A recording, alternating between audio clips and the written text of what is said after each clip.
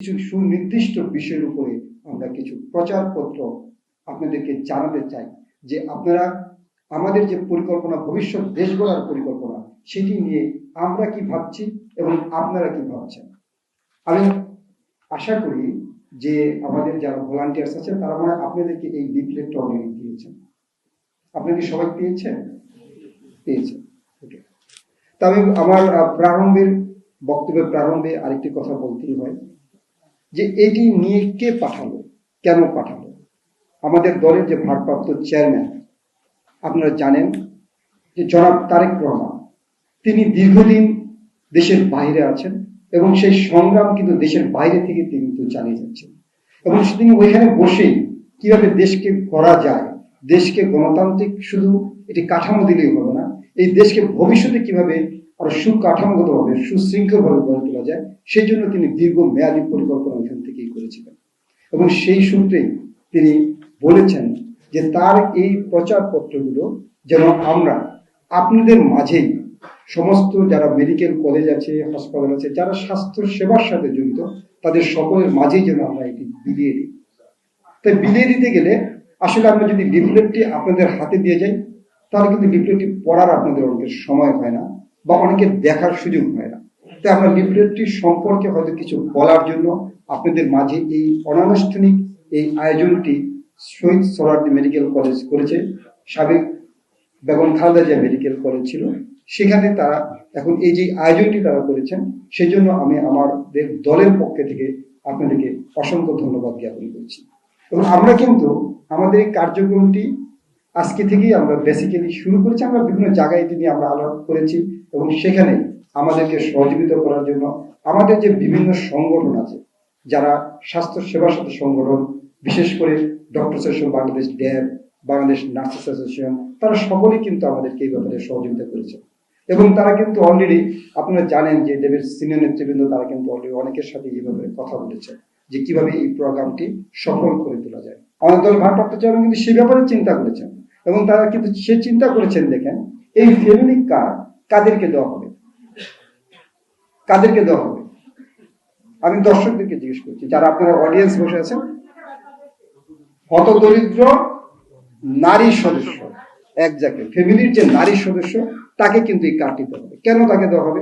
কারণ আপনাদের পুরুষতান্ত্রিক সমাজে আপনি যদি ফ্যামিলি কার্ডটি পুরুষদেরকে দেওয়া হয়, তারা দেখা যাবে এই যে অর্থটি আছে, এই অর্থটি তারা ওই চার চক্রে ওইটি ব্যয় করে দিবেন, তারা সংসারের কাজে আর ব্যয় করবে না। এই জন্য ওই সুদূর প্রসারে চিন্তা ভাবনা করে শুধু নারী সদস্যদেরকেই কিন্তু এটি দেওয়া হচ্ছে এবং যারা হতদরিদ্র, সেই হতদরিদ্রের মাঝে দেওয়া হবে। সেটিও কিন্তু আমাদের ডিস্ট্রিবিউশনের চিন্তা ভাবনা আছে যে আমরা প্রথম বছরেই আমরা নিয়ারাবল, যদি বাংলাদেশ জাতীয়তাবাদী দল এই দেশ গড়ার স্বপ্ন যদি অসীম হতে পারে, যেমন তারা যদি সেখানে তাদের এই ভবিষ্যতে আপনাদের রায়ের মাধ্যমে যদি দেশ গঠন করার সুযোগ পায়, তাহলে প্রথমে আমরা প্রায় 50 লাখ নারী সদস্যকে এটি আমরা দিব, 50 লক্ষ নারী সদস্যকে। তাহলে আপনি হিসাব করেন, যদি আপনার 5 বছর একটি সরকার থাকে, তাহলে 2.5 কোটি নারী সদস্যদেরকে দেওয়া হয় এবং আমাদের একটি পরিসংখ্যানগুলোর হিসেব মতে প্রায় দেখা যাচ্ছে যে এই দেশে হতদরিদ্র নারীর সংখ্যা প্রায় 4 কোটি। তাহলে আপনি দেশ গড়ার পরিকল্পনা থেকে আপনি বড় অংশকেই আপনি সেটি কিন্তু দিতে পারছেন, কিংবা এই অর্থটি আপনি তখন কাদের মাধ্যমে বিলি করতে পারছেন। যেমন আপনাদের দেখা যাচ্ছে যে এই নারী সদস্যরা দেখা যাচ্ছে যে আপনারা তার বাচ্চাকে পড়ানোর জন্য টাকা থাকে না বা তার সংসার খরচ করার জন্য টাকা থাকে না, সেই টাকাটি কিন্তু তারা এখান থেকে তারা ডিস্ট্রিবিউশন করতে পারছেন, তারা দিতে পারছেন। তাহলে আমাদের শিক্ষিত সমাজটিও কিন্তু সেখানে বাড়ছে এবং শিক্ষিত যে সংখ্যা, শিক্ষার যে হার, সেটিও কিন্তু আমাদের বেড়ে যাচ্ছে। এর পরোক্ষ প্রভাব পড়ছে সেই ক্ষেত্রে। এবং আপনি দেখবেন যে তারপরে আমাদের আরেকটি পরিকল্পনা, এটা আমি সংক্ষিপ্তভাবে বলছি কারণ আপনারা এগুলো আপনারা জানেন অনেকে এবং আপনারা এগুলো পড়বেন, তাহলে আপনারা আরো জানতে পারবেন। এর পরের পাতাতেই আছে, দেখবেন একটি কৃষক কার্ড, মানে ফার্মার্স কার্ড। এই যে ফার্মার্সদের নিয়ে যে চিন্তা ভাবনা, দেখেন আমাদের তিনি ওইখান থেকে একজনকে আবিষ্কার করেছেন, তিনি থাকেন, ওই সায়েন্টিস্ট থাকেন অস্ট্রেলিয়াতে। তার একটি উদ্ভাবন ছিল যে নির্দিষ্ট কোন জায়গাতে যদি আপনি একটি শক করা যায়, সেখানে কোথায় বৃষ্টি হবে, কোথায় বন্যা হবে, আবহাওয়া কি থাকবে, সেটিও কিন্তু আপনার এখনকার যে ইয়েতে সেই আপনার মোবাইলের মাধ্যমে সেটি ডিটেকশন করা সম্ভব। তা এখন একজন কৃষক যখন তার বীজ বপন করবে, ওখানে যদি ওই দিন বন্যা হয় বা বৃষ্টি হয়, তাহলে কিন্তু ওই আর তার বীজ বপনটি তার আবার তার টাকা নষ্ট হলো, বীজগুলো নষ্ট হয়ে গেলো, এবং তার মাধ্যমে সে জানতে পারবে যে আগামীকালকে তার আবহাওয়ার কি অবস্থা ওই অঞ্চলে। ধরেন সেটি আমি ধরে নিলাম যে সাভার অঞ্চল, তাহলে সাভারের আগামীকালকের কি ওয়েদারটি থাকবে সেটি কিন্তু সে জানতে পারবে। তাহলে সে তার মাধ্যমে তখন আপনি এই তার যে কৃষিকাজে যে ক্ষয়, যে ব্যয়টি, খরচ যেটি হচ্ছে, সেই ব্যয়টি কিন্তু অনেকাংশেই কমে যাচ্ছে। এবং শুধু তাদের জন্য, শুধু তাই নয়, কৃষক কার্ড দিয়ে বীমা করে এবং কিভাবে সেটি স্বল্প খরচে তাদের যে যন্ত্রপাতি ক্রয় করা যায় সেই ব্যাপারেও কিন্তু আমাদের সুদূর পরিকল্পনা আছে। এবং আপনারা আশ্চর্য হবেন, এই পরিকল্পনা কিন্তু একদিনে করা নয়, এই পরিকল্পনাটি দীর্ঘদিনের করা। এবং আমাদের যেমন আমরা গণতান্ত্রিক যে আন্দোলন আমরা করেছি, তার পাশাপাশি রাষ্ট্র কাঠামো, রাষ্ট্রকে গড়ার জন্য কি করা যায় সেই ব্যাপারেও কিন্তু তার সুদূর প্রসারী চিন্তা ভাবনা ছিল। যেই কারণেই কিন্তু আজকে তারেক রহমান যে সুদূর প্রসারী চিন্তা ভাবনা করেন তিনি, সেই কারণেই কিন্তু সেই 111 গভর্নমেন্ট তাকে কিন্তু বিদেশে পাঠিয়েছিল।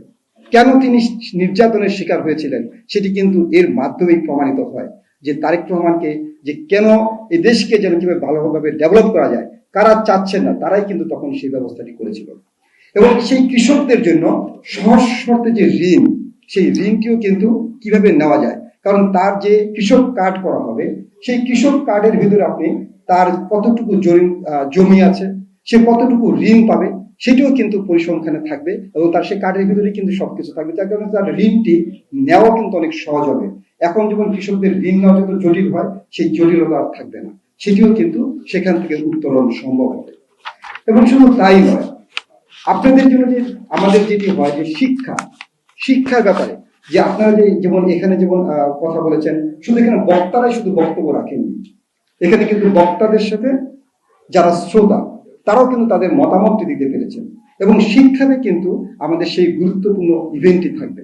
এবং বিশেষ করে যারা শিক্ষাতে, যারা টিচার, যারা শিক্ষক, তাদের জন্য কিভাবে এই শিক্ষার যে তারা যে পাঠ দান করেন সেটি কিভাবে আধুনিকায়ন করা যায়, সেই জন্য আমাদের চিন্তা ভাবনা যে শিক্ষকদেরকে প্রাথমিক স্তরে তাদেরকে কিভাবে ট্যাব দিয়ে, আপনারা জানেন যে একটি ছোট ট্যাবের মাধ্যমে সে অনেক কিছুই করতে পারেন, তাহলে তার শিক্ষার যে তার যে পাঠ্যদানটি সে দিতে পারেন, সেটিকে কিভাবে আধুনিকায়ন করা যায় সেই জন্যই কিন্তু আমাদের বিভিন্নভাবে সেটি করার চেষ্টা করা হচ্ছে। এবং আমরা কিভাবে একটি মাল্টিমিডিয়া ক্লাসরুম তৈরি করা যায়, কিভাবে একটি শিক্ষার্থীকে তার এই যে পাঠ্যদান কর্মসূচিটি কিভাবে বিনোদনমূলক করা যায়, সেই জন্য কিন্তু চিন্তা ভাবনা করে এই ধরনের পরিকল্পনা নিয়েই কিন্তু আমাদের দলের ভারপ্রাপ্ত চেয়ারম্যান জনাব তারেক রহমান এগিয়ে যাচ্ছেন। আপনাদের জন্য যেটি মূল বিষয়, যারা আমরা যেখানে এখানে এসেছি, সেটি হলো কি স্বাস্থ্য খাত। এটিও নিশ্চয়ই আপনারা অলরেডি পড়েছেন যে স্বাস্থ্য খাতে বিএনপির কি পরিকল্পনা। আমরা কিন্তু আমাদের এই পরিকল্পনাগুলো সবগুলো কিন্তু আমরা এখানে আনিনি, আমাদের এর বাইরেও কিন্তু এসেছে। কারণ আপনারা দীর্ঘদিন শুনেছেন যে এনএসএস এর আদলে কিভাবে স্বাস্থ্য ব্যবস্থা বিকল্প করা যায়, তাই না? আমরা কিন্তু এই বিভিন্ন সেমিনারে বিভিন্ন কথা কিন্তু আমরা বলেছি যে ইউকের যে মডেল, সেই মডেল অনুসারে কিভাবে আমরা এটিকে ডেভেলপ করতে পারি।